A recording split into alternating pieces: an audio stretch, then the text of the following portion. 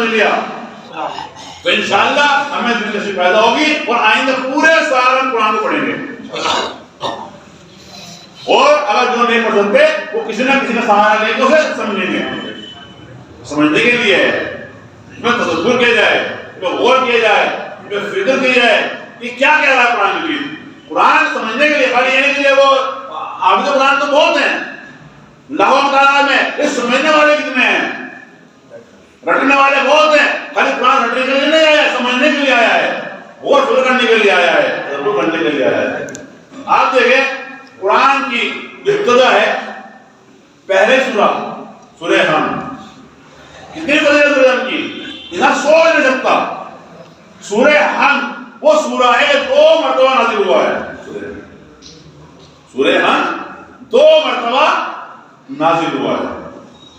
سورہ حمد وہ سورہ ہے کہ جس سے بغیر نماز نامکمل ہے.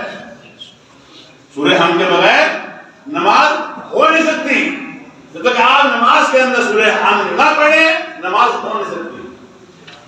واقعی میرے بہن کری کہ آپ خالی ایک سورہ 2 سورہ کو اس ماہ رمضان میں پوری کریں سمجھ جائیں. اگر ہم نے سمجھ لیا تو ہم پورے سال ہم سوچیں قرآن سے جو ہے وہ رابطہ رکھیں. ہم قرآن سے ہم کلام ہیں. قرآن پوری نہیں ہے, وہ اللہ سے گفتگو ہو رہی ہے.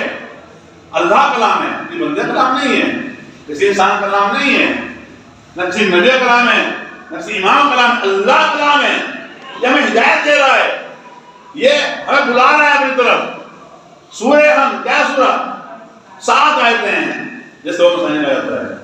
انہوں نے 7 آیتیں, 7 آیتوں میں جو ابتدا ہو رہی ہے, کیسے ہو رہی ہے ابتدا؟ بسم اللہ الرحمن الرحیم. قرآن کی ابتدا کہاں سے ہو رہی ہے؟ بسم اللہ.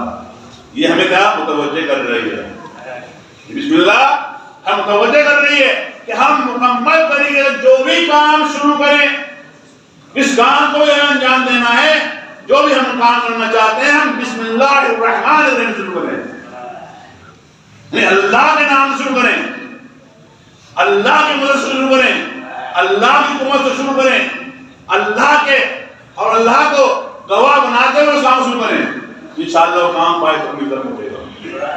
انشاءاللہ وہ کام بالکل صحیح و سالم احسن طریقے سے, اچھے طریقے سے جو وہ مکمل ہوگا.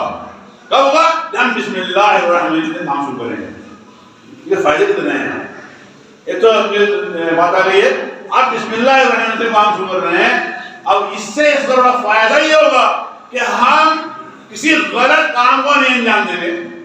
کیوں نہیں انجام دیں گے؟ کہ ہم کہہ رہے ہیں جو ابھی نے سنا ہے کوئی مولانا نے صحیح کہا, فلاں صاحب نے فلاں واعظ نے کہا, فلاں مقرر نے کہا, فلاں خطیب نے کہا کہ جو بھی کام شروع کیا جائے بسم اللہ الرحمن الرحیم شروع کیا جائے. اللہ کے نام شروع کیا جائے, اللہ کو اللہ سے کمک کے لیے, اللہ سے مدد طلب کرنے کے لیے جائے, اللہ سے رابطہ کیا جائے, اللہ سے رب کیا جائے تاکہ ہمارا کام جو مکمل ہو جائے, اچھی طریقے سے ہو جائے.